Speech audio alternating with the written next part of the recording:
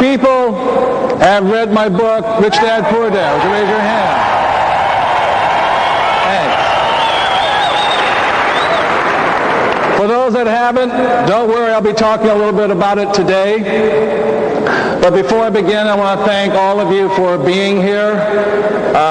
Single largest audience I've ever spoken to, so my knees are a little shaky.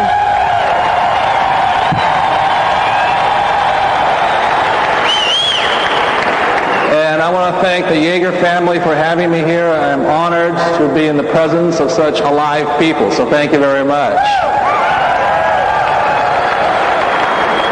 Before I begin, I'll give you a quick synopsis of my background. As I said, my name is Robertkiyosaki. It sounds like Kawasaki. I wish it was Kawasaki.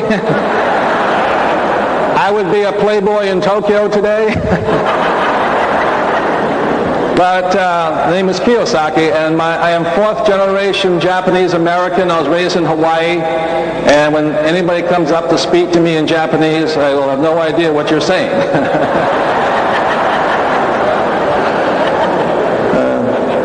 I was raised in Hawaii and educated in New York. I went to, I love New York.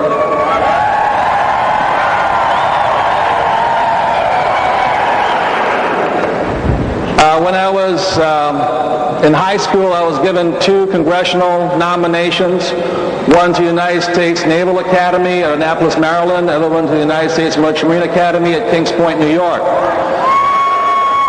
So when I was looking at the brochures, wondering which school I was going to attend, I looked at the United States Naval Academy in 1965 when I graduated. Guess how much an ensign made in the United States Navy in 1965?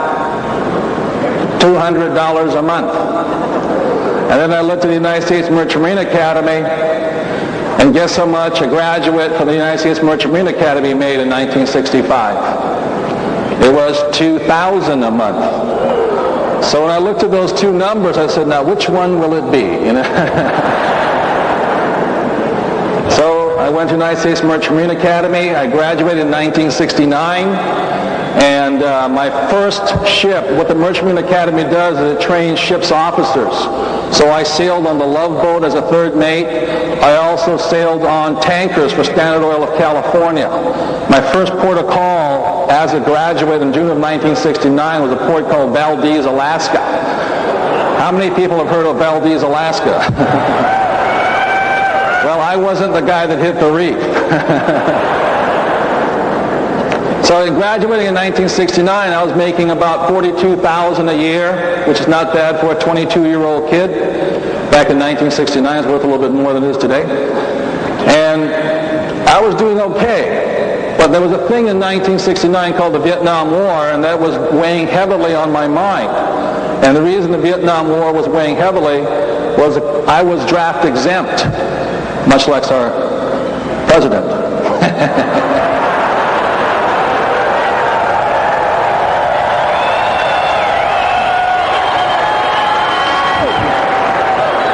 I was draft exempt because my classification was non-defense vital industry, which means I was helping the war effort by delivering oil back and forth to the war zone.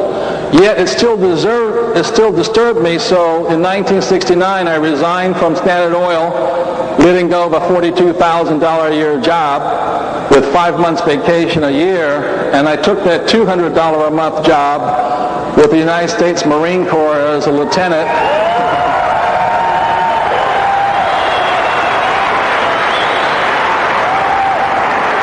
And so in 1969, I reported to a place called Pensacola, Florida, where I went to Naval Flight Training School, and in 2 years I was in the place called Vietnam, defending our country and our president.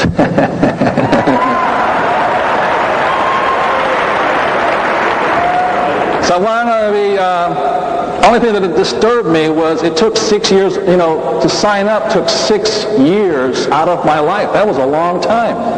I could have been president in that time. Or governor. Anyway, I'm going to talk about Rich Dad, Poor Dad, and it's a true story. Some people come up to me and say, is it really a true story? I go, yes, it is. One's about my real dad, who was a PhD in education.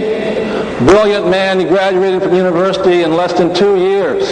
He then went on to Stanford University, the University of Chicago, and Northwestern University. The guy was an academic genius. And then my other dad was my best friend's father. And my best friend's father was a high school dropout. Now, guess what, which was the rich dad? The guy that dropped out of school, because he didn't go to school. He didn't mess his mind up.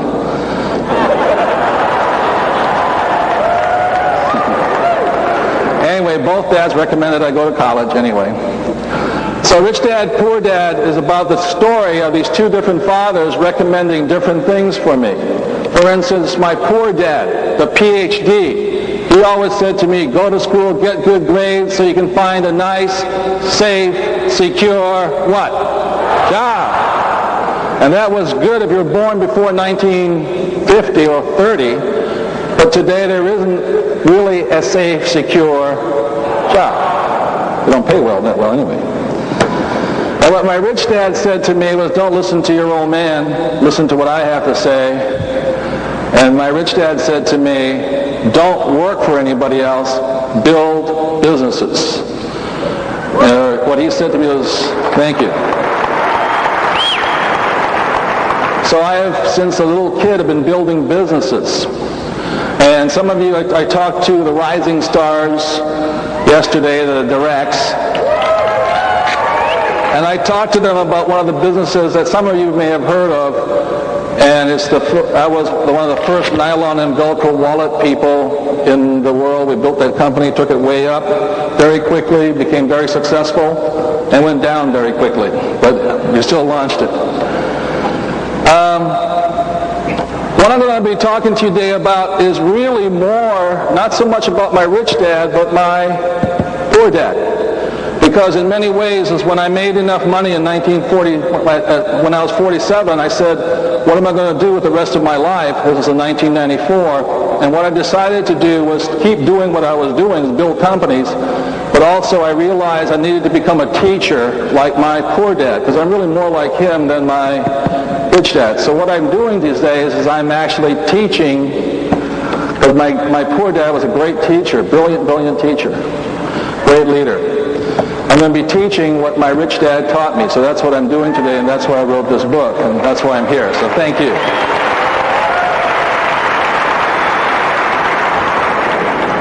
So I'm going to be talking today about 3 different kinds of intelligences. My poor dad, the PhD, he always stressed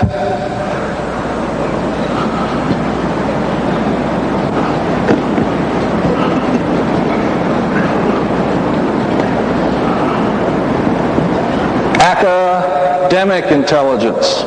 If I don't spell correctly, I wasn't very good with academic intelligence. And academic intelligence, some people call it the 3 R's, which is reading, writing, and what? Arithmetic. And it's very important. This is what you go to school for.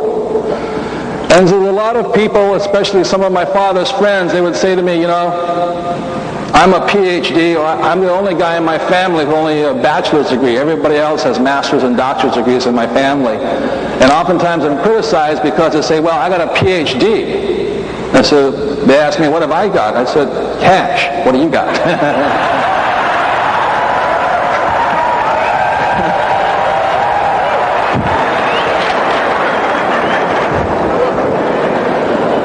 Anyway, so this is what more or less both my dads, rich dad and poor dad, recommended. They said, go to school, get the degree, and then get out. But the difference was my rich dad said, go and build companies. And if I was going to build companies, I needed a different kind of intelligence. And the kind of intelligence I needed was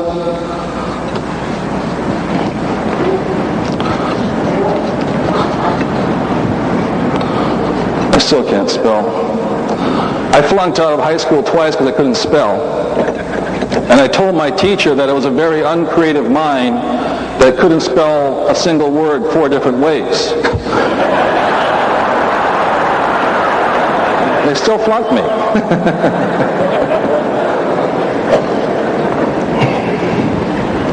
So I'll go going into financial intelligence in a little while. So like I said, I'm going to talk about three intelligence. One's academic, one's financial. But for there to be financial intelligence, like if you look at academic intelligence, what's important is the ability to read words.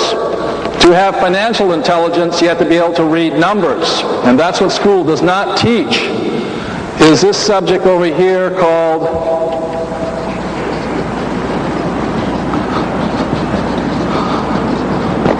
what's the word? Financial what? Literacy. The ability to read financial statements and numbers. My rich dad said this to me at a very young age. The person that can read numbers has more power over somebody who cannot. In other words, somebody who was financially literate had more power over somebody who was academically inclined. So that's why I stress to learn to be financially literate. And that's what Rich Dad, Poor Dad's about, is very simply what my rich dad taught me at a very young age. And what he taught me about financial literacy was based upon a very important word. What's the word?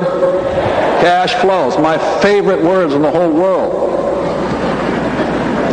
And so my rich dad said to me, he says, when you talk to your banker or your real estate agent, to your account generally says your house is an asset. He says, they're inaccurate. That's why they're not rich.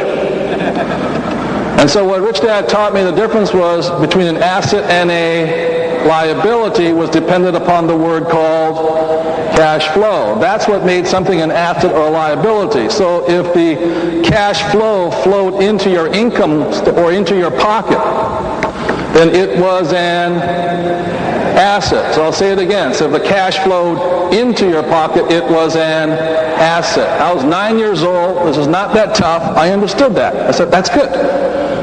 For those who want something exciting, go and read a dictionary or a financial book, what they define an asset as, and you'll get really confused. And so this is the cash flow pattern of an asset, and this is the cash flow pattern of a liability.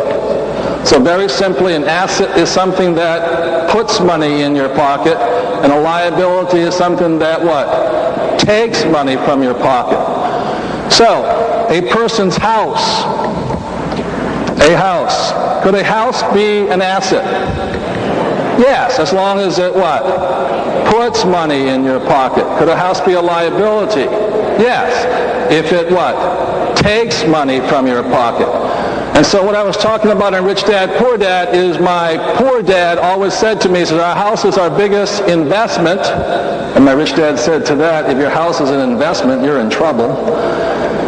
And it says it is our biggest asset, and my rich dad said, if it's taking money from your pocket, it's not an asset, it's a liability. And that's all you need to know for financial literacy, is to know which way the cash is flowing. Okay? Now, going back to financial literacy is the basis of financial intelligence. So if you look at an income statement and a balance sheet here, what I'll show you really quickly is what most people have is they go to school so they can get themselves a nice, safe, secure what? Job. And what does job stand for? Just over broke. And the reason it's just over broke, and the reason people have a hard time getting ahead, is because the income I'll show you the cash flow patterns right now. This is the cash flow pattern of a poor person. In other words, money comes in and money goes out. Poor. If they don't change that pattern, they'll always be poor. This here is the cash flow pattern of a middle class person. A middle class person generally, because they have a good education and they have a nice, safe, secure what? Job, the bank will give them a mortgage. And mortgage stands for an agreement until death, the French word, mortier. That's not too intelligent, you know? So when I look at a person's income statement or balance sheet, I can tell just by looking at cash flow whether the person, if they keep doing it, will be a poor person all their life or a middle class person. And what my rich dad said, what the rich do is they mind their own businesses, they build assets, and the cash flow flies that way. So that's the cash flow pattern of a rich person. So if you want to be financially intelligent, you've got to take control of your cash flow. Now the problem is since most people in school are not taught anything about financial literacy financial literacy, and nothing about financial intelligence, is most people fall into this pattern here. Okay? And what they wind up doing is they don't mind their own business, they mind everybody else's business. So what they mind over here is they make their boss rich. They work really hard. And then over here they make the government really rich, because what's the first line item expense for the average person? Tax. They make the government rich. And over here they work very hard for the banker, the money lender. So the reason the average middle class person cannot get ahead is, number one, they think their house is an asset, but it's really a liability. Their car is an asset or liability. A liability for most people. And they got credit card debt, vacation debt, they got their suits and ties and their Gucci shoes, and they're in debt up to their eyeballs with credit cards. And what this looks like over here, if you notice here, this pattern, the great middle class pattern, the highly educated pattern. What my rich dad said financial intelligence was very simply, were you smarter than your money, or was your money smarter than you? If you were financially intelligent, you would be able to direct your cash flow. If you're not too intelligent, your boss, the government, and the banker would direct your cash flow. That's not too intelligent. That's why you find a lot of people who've gone to school, PhDs, etc., they have high academic intelligence, but very low what? Financial intelligence. And so what they're not in control of is their cash flow. If you want to be successful, you've got to change the direction of the flow. Because this pattern over here, what that looks like, if you look at it going down into the liability column, out the expense column, it looks like one of those treadmills. You know, I go to the gym, it looks like this. So what happens to an individual is they go to school, they get the good grades, they graduate, and they get themselves a job. And they're doing pretty good, you know. 22 years old, 23 years old. Then they go and they meet the boy or girl of their what? Dreams. And they decide to get what? Married. And the boy or girl of the dreams doing the same thing. They got two incomes. They say, well, two incomes can live just as good as what? One. They decide to get married, and now they're going like this. So the first thing they got to buy when you get married is the banker tells you you got too much income, so you're paying too much in taxes, so you better buy a what? House, because the government's going to give you a tax break for it. Anytime the government gives you something, be careful, okay? I don't trust them that much. So here's this young couple. Now they got a mortgage, and they're going like this, and they're working real